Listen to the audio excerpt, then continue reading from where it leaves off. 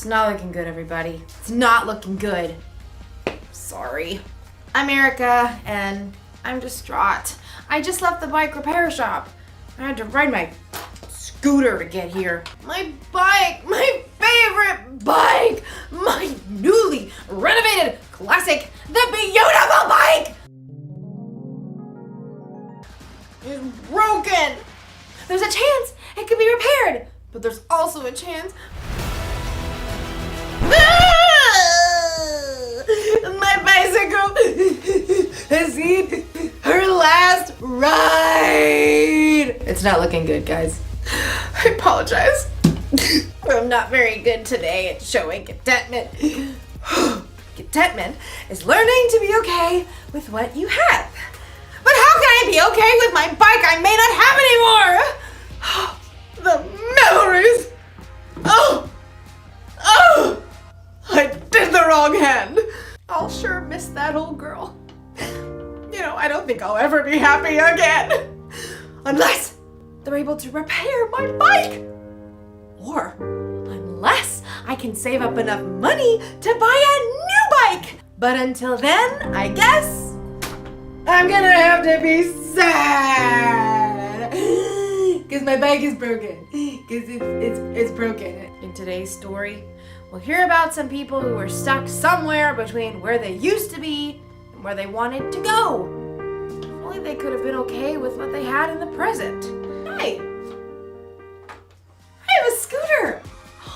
I can ride it to the store to go look at new bikes. Bye, guys. The store is the other way. The Bible. It's 66 books of history, stories, letters, and poetry that fit together to form God's one big story.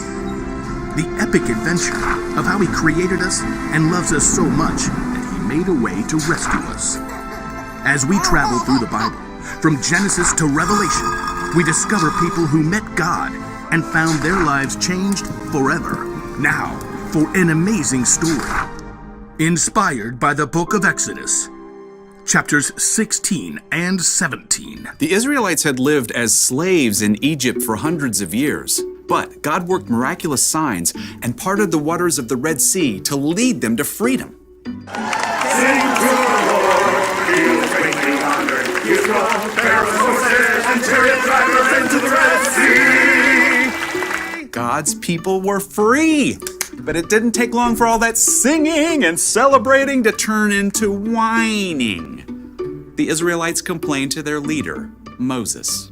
You must want all of us to die of hunger out here. Yeah, we had it good in Egypt. All the food we wanted. You do remember you were slaves, right? But we had so much meat we could barbecue every day. The people continued to grumble, so Moses took their complaints to the Lord. The people don't trust you to give them food. I will rain down bread from heaven for you. The people must go out each day. Have them gather enough bread for that day. Moses and Aaron called the people of Israel together to share God's words. Come to the Lord. He has heard you speak against him. As Aaron spoke, the glory of the Lord appeared as a cloud in the desert. Once again, God spoke to Moses. Tell the people, when the sun goes down, you will eat meat. In the morning you will be filled with bread. Then you will know that I am the Lord your God. Moses and Aaron told the people everything that God had said. In the evening, you will know that the Lord brought you out of Egypt, and in the morning you will see the glory of the Lord. He will give you meat to eat in the evening. He'll give you all the bread you want in the morning. Ha! Seeing is believing. Then you should probably look over there. Whoa. A large flock of quail, more birds than anyone had ever seen, settled upon the camp like a twittering, fluttering ocean. Quail barbecue for dinner! That evening, everybody in the camp ate their fill, and in the morning, heavy dew settled on the ground, and as it dried, it left something behind. What's this? Looks like snow. Like what? The stuff that falls on mountaintops. Flaky, white, tastes like honey. This is manna. It's the bread the Lord has given you to eat. Gather only as much as you need for the day. What about tomorrow? Don't keep any of it until morning. God will give us what we need then. The Israelites gathered up the manna, sharing until each family had enough. Manna cakes, manna pudding, manna tostadas. Manna and quail pizza. Some people disobeyed God and tried to keep leftovers until the next day. Ew. But any manna kept overnight, filled with maggots. As long as the Israelites stayed in the desert, the Lord provided fresh manna for them to eat every single morning. Time to move camp. The Israelites soon moved to their next camp in Rephidim, and although manna was plentiful, fresh water was not. Seriously? I am so parched. Even though God had worked miracle upon miracle and provided food from nowhere, the Israelites still panicked. They turned on Moses once again. Give us water to drink right now. Why are you arguing with me? Don't you trust the Lord? Why did you lead us out of Egypt? At least we had water there. Now we're all going to die of thirst. The Israelites were so angry, they actually picked up stones to throw at Moses. Frustrated, Moses cried out to the Lord. What am I going to do with these people? They're ready to kill me. Go out in front of the people. Take the walking stick you used when you struck the Nile River. I will stand there in front of you by the rock at Mount Horeb. Hit the rock, then water will come out of it. Thank you, Lord. Moses called the leaders and the people of Israel together. Come up with me to the rock at Mount Horeb. The huge rock overshadowed Moses as he walked beneath it, walking stick held high. Now see what God will do. Moses struck the rock. Immediately, God caused cold, clear water to gush from the rock, forming a rushing stream below. Not bad. Yeah, I guess it beats Egypt. For now.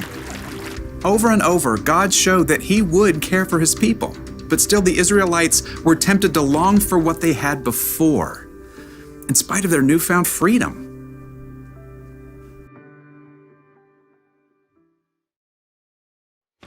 The Israelites were slaves in Egypt, but then God rescued them and brought them into freedom. You'd think they would be overjoyed, but instead, they whined and complained about what they didn't have. Now, it's easy for us to look back at the Israelites and think, how could they act that way? Didn't they realize what God had done for them? But the truth is, we can sometimes whine and complain when we don't immediately get what we want. Sometimes we look backwards, like when we start a new school year. My teacher last year didn't give us much homework. Sometimes we look to the future, like when we're waiting for something exciting. I want Christmas to be here right now! We spend all this time looking backward and forward that we completely forget to look at what we have right now. For instance, right now, I may not have a bicycle, but I do have a scooter. What about you? Think about it. Don't think about what you don't have. Think of what you do have. It could be a favorite toy or a favorite thing to wear. Could be friends. Could be a place to sleep at night. Could be family. What do you have right now? I can tell you one thing you have, no matter who you are.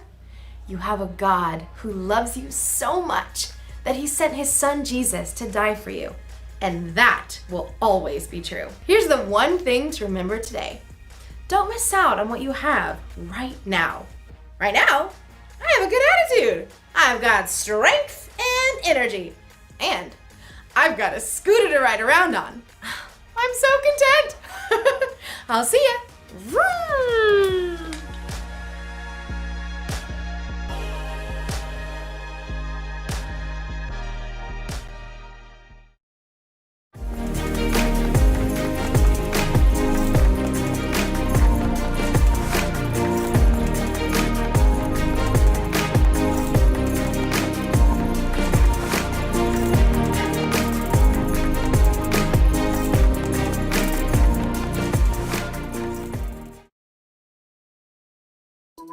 I want to be rich.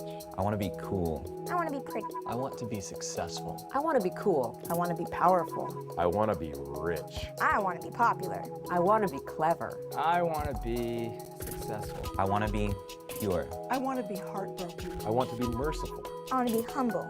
I want to be hungry. I want to be gentle. I want to be a peacemaker. I want to be persecuted. Just be.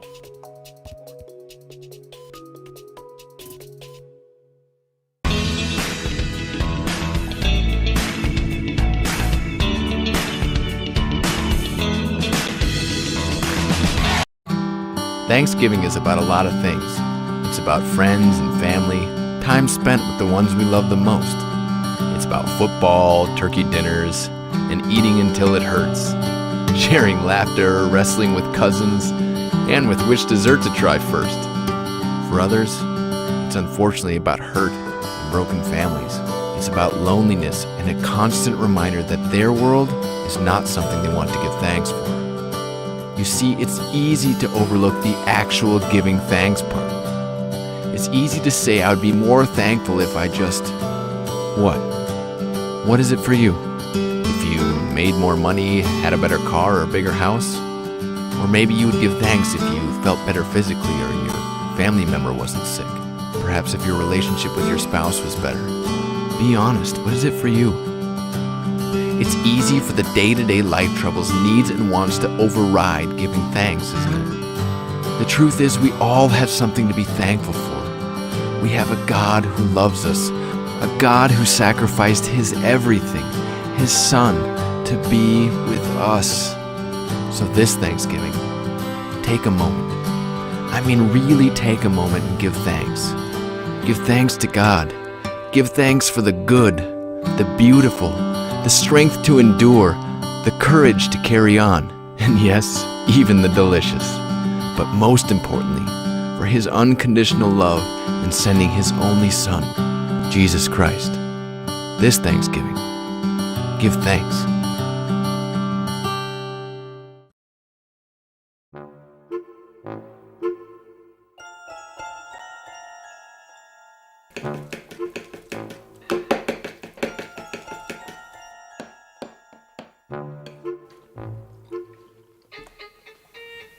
Nice of you to dress up. Who are you, the Queen of England? It's Thanksgiving. I told you to wear a tie, remember? Yeah, like it was yesterday. It was this morning. Least you could do is take off those stupid glasses. You're starting to sound like Mom. Good. She's a wise and learned woman.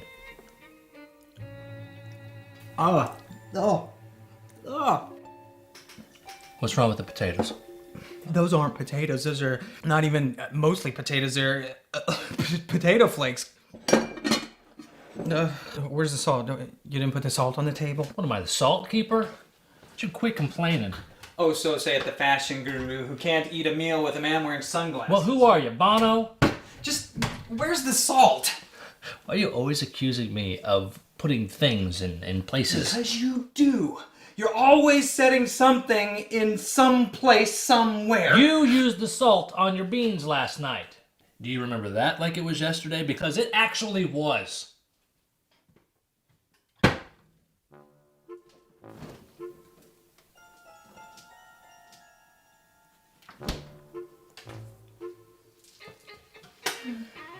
You better calm yourself down before you pop that tie off. You gonna give me clothing advice there, Dirty Shirt McGee? What, this shirt's clean? It's not Thanksgiving clean.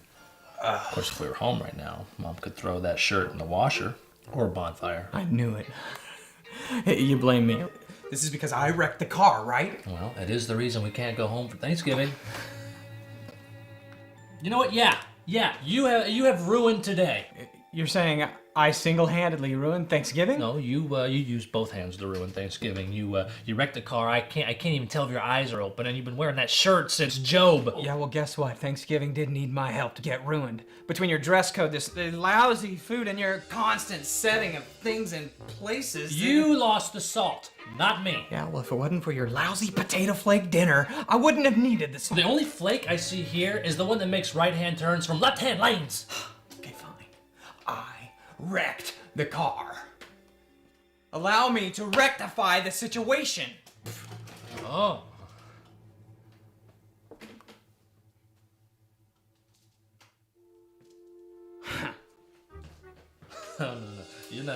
you're not the only one that gets to storm off indignantly. Watch this.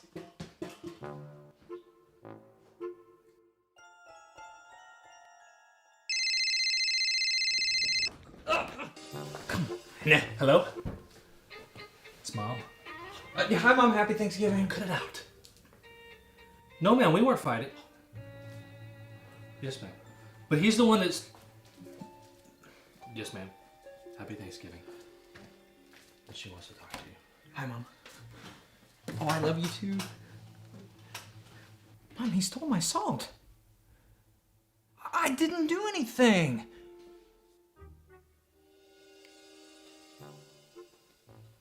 Yeah, I'll tell him. Okay, happy Thanksgiving. All right, we'll see you soon. Bye. What'd she say? She said an ungrateful heart is a heart that is dead. She is a wise and learned woman.